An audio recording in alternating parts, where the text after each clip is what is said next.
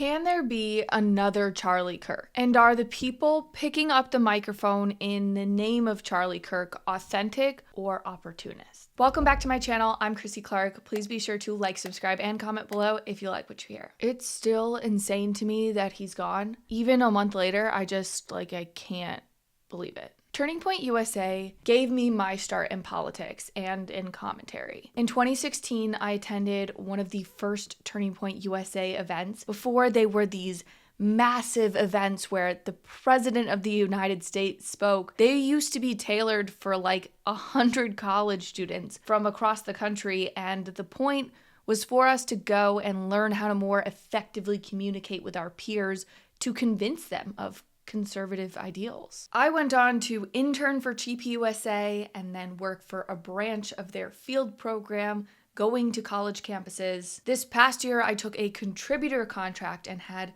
truly the honor of traveling to college campuses and interviewing students in the lead up to the 2024 election. From my years of being at Turning Point in different roles and being around Charlie Kirk, the biggest takeaway from his legacy that still informs my work to this day is that we need more values-driven people as opposed to partisan people. When I joined TPUSA almost 10 years ago now, which, yikes, I self-identified as a Republican. To me, Republicans were good, Democrats were bad, and I honestly couldn't tell you why. And I couldn't tell you why I thought so rigidly. That's just how I thought. And then Charlie. Charlie came into my life in 2016 and shifted my mindset from partisanship to values and policy. And now, 2025, I definitely align more with the Republican Party. I am right of center, but that's because my policy and values align with that party right now. If the left were ever to align with the policies and values that I hold, I wouldn't be beholden to partisanship. And for that, I credit Charlie Kirk. Now, I don't want to come on here and pretend that I had some insane inside knowledge of Charlie Kirk or TPUSA. I was merely a staffer, a contributor. But these questions about whether there will be another Charlie Kirk or whether there are opportunists we should be looking out for in the movement, they still hit home because this organization means a lot to me. So let's start with whether it's too soon, quote unquote, to pick up the microphone. This debate is being had around one specific character in the movement, a 19-year-old activist named Brilyn Hollyhand, who appears to have positioned himself as the next Charlie Kirk. Just days after the assassination of Charlie, Brilyn announced that he was going on a 10-stop speaking tour across college campuses to different Turning Point USA chapters. He was posting graphics like this one that made it appear as if Brilyn himself was being propped up and sponsored by TPUSA, the organization, and ultimately speaking on their behalf to these chapters. That's not the truth, though. Let me give you a little insider tea to make a little bit more sense of how this could have happened. TPUSA has a ton of different college and high school chapters, and those chapters want speakers to come to their campus. Obviously, that's how they attract new people to their club. The way they can go about doing that is chapters can request a speaker through the field program of TPUSA. The field program is the governing branch over the collegiate and high school chapters that are run by adults who are employed at TPUSA. The field program then works with contributors and sends them to speak on college campuses. I did a small tour last fall. Bigger names like Riley Gaines have done this, but I do think the best example of this is Morgan McMichael. She's a TPUSA contributor and she gets sent on campus tours, and this is what her graphic looks like. This goes out on social media anytime Morgan is going on a college campus speaking tour. Now compare this to Brilyn's, and those graphics kind of look alike, noting that the tours that sponsor Riley or Morgan or me, they are sponsored by TPUSA. It's also important to note that these contributor tours are completely separate from Charlie's tours. These Turning Point chapters at these colleges, at these high schools, do also have autonomy to bring in whatever speaker they want. They can request speakers from headquarters, but they can also bring in their own speakers as well. And that's what these chapters are doing with Brilyn Hollyhand. He is not being sponsored by TPUSA, the organization.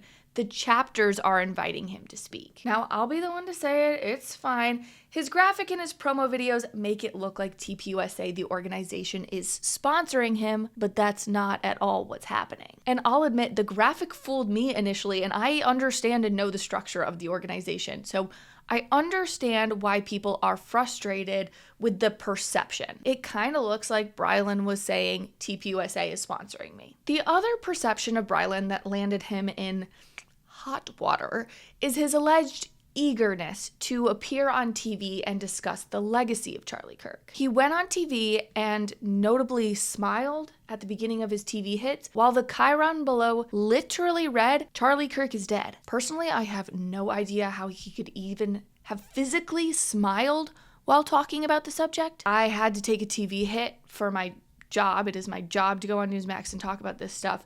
And I sobbed my eyes out just attempting to go on TV. I have no idea how he smiled through it. But again, let me just try to provide some insider tea so we can attempt to understand this together. Brilyn, I'm assuming, has been media trained. If you don't know what this is, basically there are different classes in DC or trainers nationwide whose entire profession is teaching people how to prepare themselves for TV hits. They'll teach you how to structure getting your points across on the air when you only have 30 seconds to speak because these TV slots are really tight. I've taken those media training classes, and one of the biggest things they tell you to do is smile each time that you're introduced or about to be introduced. It's so awkward because you have to smile awkwardly at the camera for like 30 seconds before, and you just sit there awkwardly. The reason they tell you to do that is because you don't exactly know when the camera is going to come to you, and the media trainers want you to look put together.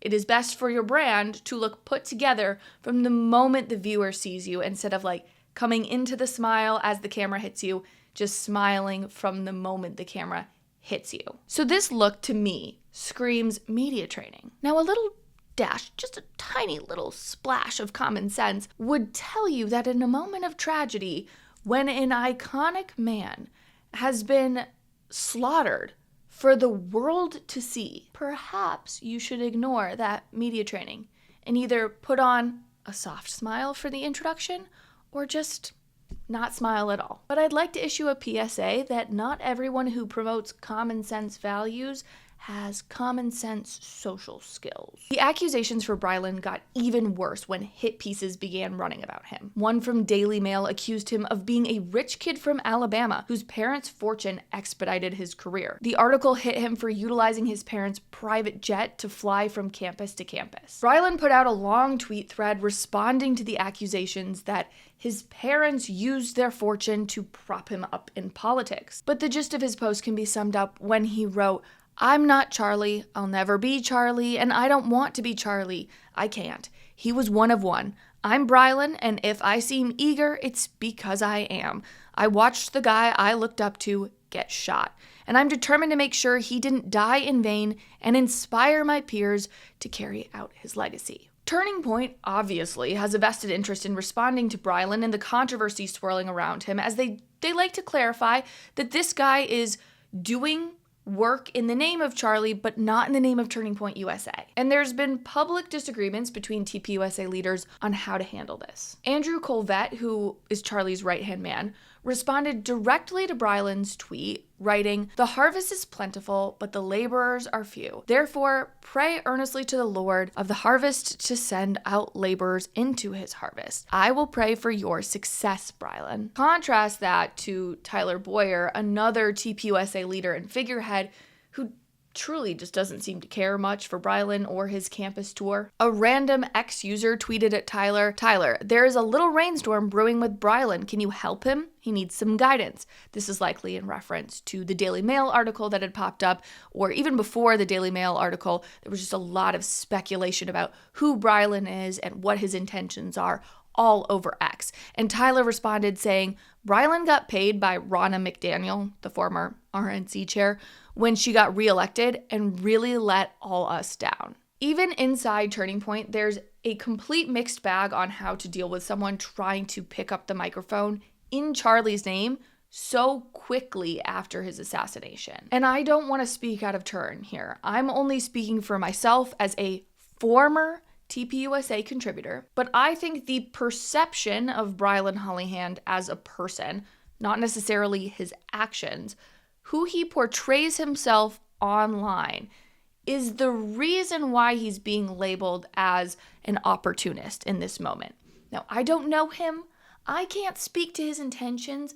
I think there are a lot of people motivated right now to do really good work, Brilyn included. However, I also understand how he's being perceived. To fully understand why people within TPUSA may dislike Brilyn being dubbed the heir-apparent, you need to understand that TPUSA from the outside, now in 2025, appears very structured. They have organized leadership teams, they have yearly audits, they have a values and a mission statements. They have these massive, beautiful, successful events that go off without a hitch, featuring the frickin' president of the United States. To an outsider, Turning Point comes across as very structured. Internally, they do not view themselves the same way that people externally view them. TPUSA, from my observation, still sees themselves as that scrappy team from the early 2010s, and that attitude is really grassroots oriented. They do not live it up in private jets going tour stop to tour stop.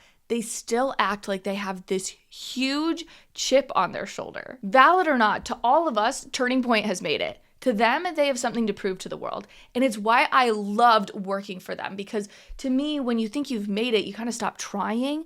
With them, they have this attitude that truly inspires innovation and then keeps people really humble too. So you'll understand why I say when a wealthy kid taking his private jet stop to all these college campus comes into the picture, it doesn't align with how TPUSA internally views itself. Instead, from what I understand, they see the vision of Charlie as more aligned with this burgeoning group of guys calling themselves the Fearless Debate Tour. This tour is being run by 3 guys, Cam Higbee, David Kate, and Lance Videos. He goes by the username Lance Videos. They're a much more scrappy team. Look at them. They set up their little $20 table with their little MAGA hats and their provocative signs, which, might I add, for boy handwriting, that's pretty good. They're so funny with their duct-taped microphones.